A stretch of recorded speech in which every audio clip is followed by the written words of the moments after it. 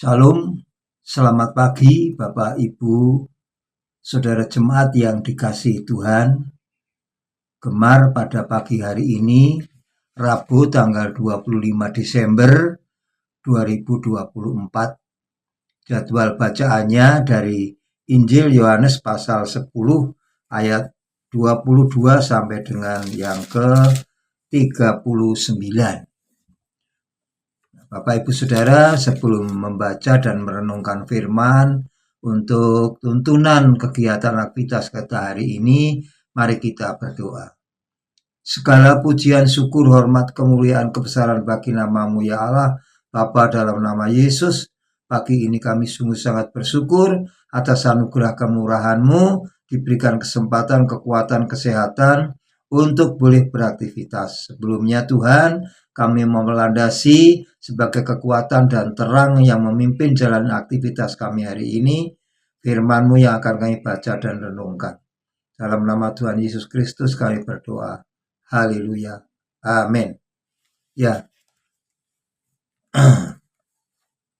Gemar GSJA Peniel Anugerah dan Anugerah Kemendung, maka pagi ini saya akan membacakan dari bacaannya, yaitu Injil Yohanes pasal 10 ayat 22 sampai 39.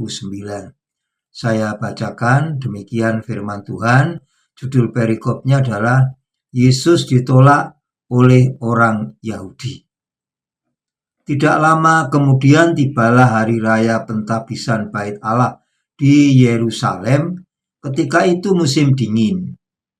Dan Yesus berjalan-jalan di Bait Allah di Serambi Salomo.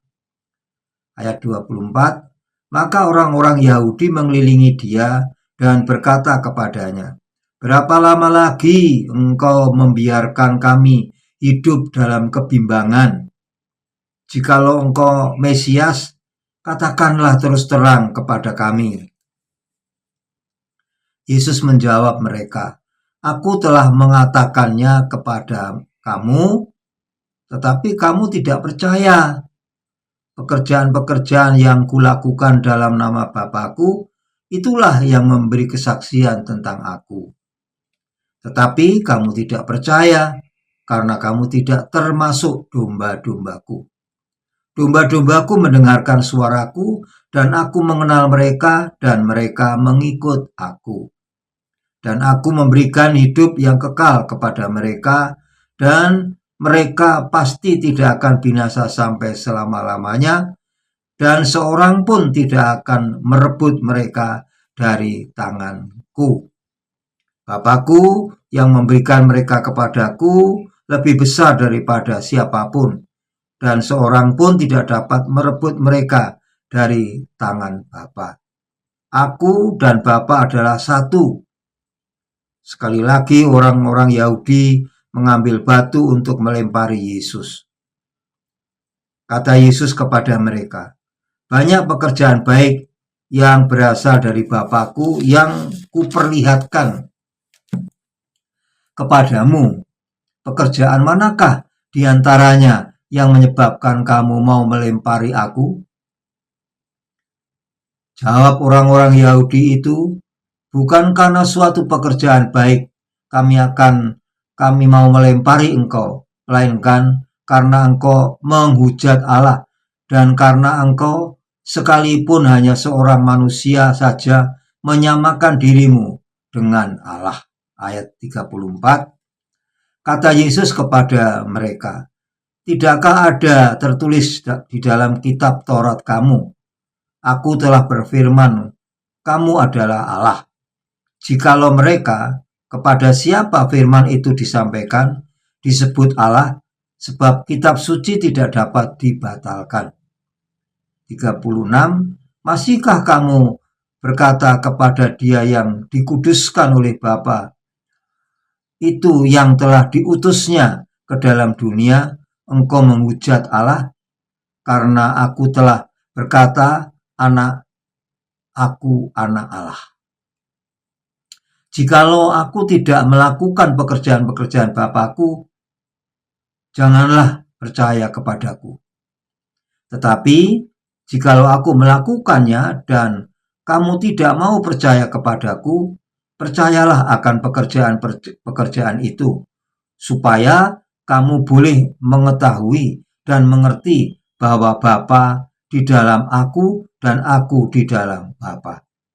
Sekali lagi, mereka mencoba menangkap Yesus, tetapi ia luput dari tangan mereka. Demikian pembacaan Alkitab. Terpujilah Kristus. Haleluya. Ya, Bapak Ibu Saudara yang dikasihi Tuhan,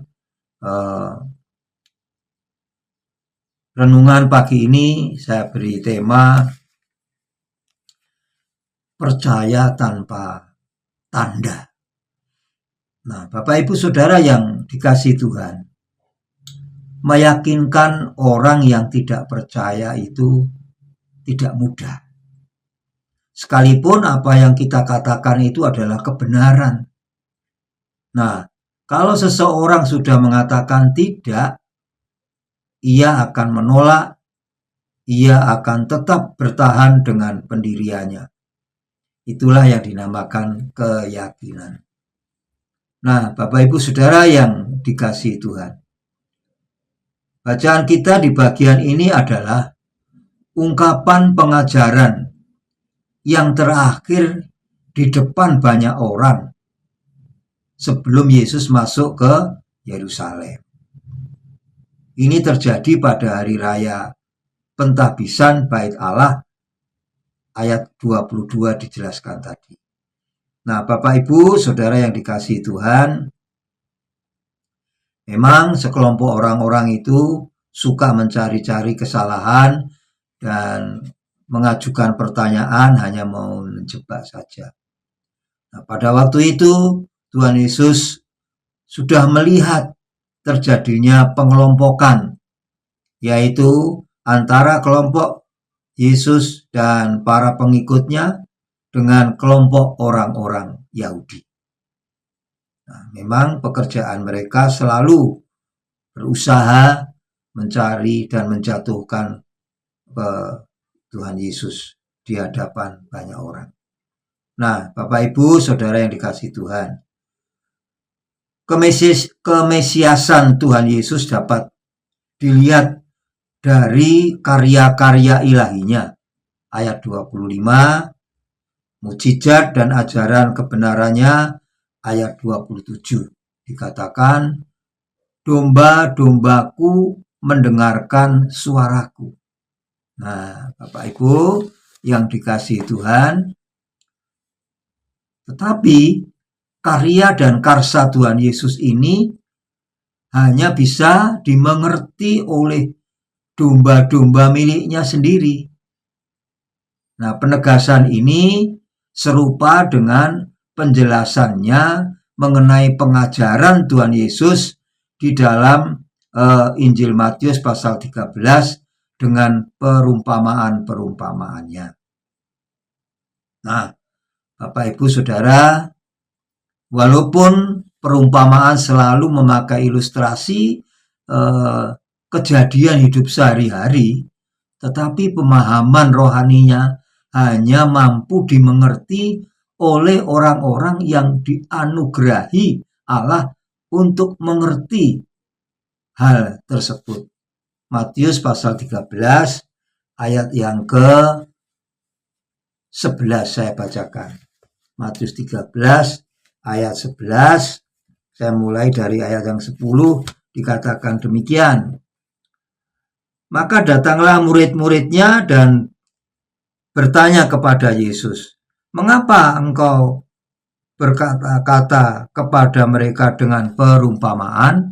Ayat 11, jawab Yesus, kepadamu diberikan karunia untuk mengetahui rahasia kerajaan surga, tetapi kepada mereka tidak. Nah, Bapak Ibu Saudara yang dikasihi Tuhan, bukti-bukti Tuhan Yesus sebagai Mesias yang terpampang jelas gamblang di depan mata para musuh-musuhnya tidak dapat dipahami secara rohani oleh mereka, karena rohani mereka belum dicerahkan oleh Allah. Nah, hanya umat Allah yang mampu mengerti kebenaran rohani tersebut karena mereka milik Allah yang dipercayakan pemeliharaannya kepada Tuhan Yesus Kristus.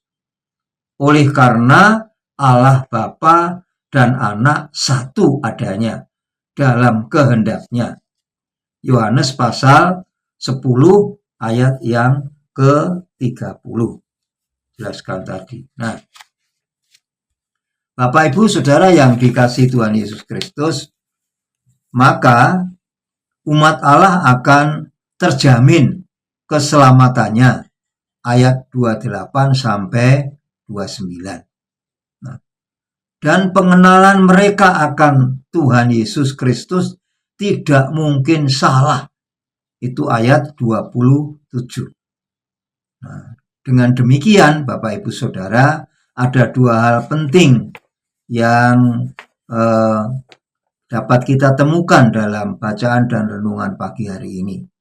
Nomor satu, di luar anugerah Allah, tidak seorang pun dapat mengenal dan percaya kepada Tuhan Yesus. Saya ulang, di luar anugerah Allah, tidak seorang pun dapat mengenal dan percaya kepada Tuhan Yesus sebagai Mesias dan Juru Selamat. Yang kedua, di dalam anugerah Allah tidak seorang pun dapat kehilangan keselamatannya. Saya ulang, yang kedua, di dalam anugerah Allah tidak seorang pun dapat kehilangan keselamatannya. Karena keselamatan di dalam nama Yesus kekal adanya. Nah, Bapak Ibu, Saudara yang dikasihi Tuhan, Jemaat GSJA Peniel dan GSJA Anugerah Kemendung, dengan jaminan keselamatan seperti ini, anak-anak Tuhan dipanggil untuk memberitakan anugerahnya kepada orang berdosa, agar mereka bertobat dan menerima anugerah keselamatan. Karena anugerahnya yang menjadikan kita anak-anak Tuhan, maka jadilah kita ini alat anugerah bagi orang lain. Nah, masih ingat? Peniel hanya misi, Peniel hanya misi, Peniel hanya misi. Haleluya. Demikian renungan pagi ini. Selamat Hari Natal 2024 dan menyongsong tahun baru 2025. Terpujilah Kristus. Haleluya. Amin. Mari kita berdoa. Bapa yang Maha Kudus, terima kasih atas anugerah kemurahan pagi ini. Hamba bersyukur, hamba telah percaya kepadamu sebagai Mesias Tuhan dan Juru Selamat. Jadikanlah kami alat-Mu untuk kami diberikan kemampuan dan keberanian untuk bersaksi tentang Yesus sebagai Mesias dan Juru Selamat. Berkatilah aktivitas kami pada hari ini, dari pagi, siang, sore, sampai malam harinya, agar firman-Mu menuntun menerangi akan aktivitas kami dan memberkati aktivitas kami dari kasih karunia-Mu, selalu menyertai kami. Dalam nama Tuhan Yesus kami berdoa. Haleluya. Amin. Selamat bergemar dengan semangat misi yang Tuhan percayakan buat kita semua. Dalam nama Tuhan Yesus memberkati kita semua. Haleluya. Amin.